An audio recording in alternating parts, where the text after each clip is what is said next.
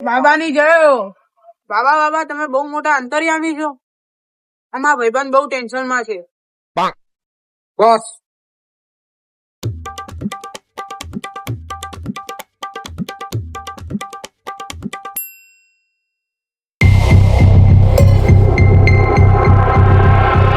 દીકરા, મને બધી જ ખબર પડી ગઈ છે.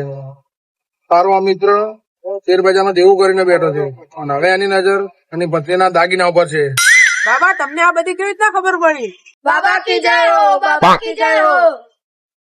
દીકરા, હું પણ શેરબજાર કરી ચુક્યો છું, પણ હું પણ એમાં દેવું કરીને બેઠો છું અને મારી પત્નીના દાગીના હારીને બેઠો છું. એટલે જ આજે હું અહીંયા છું.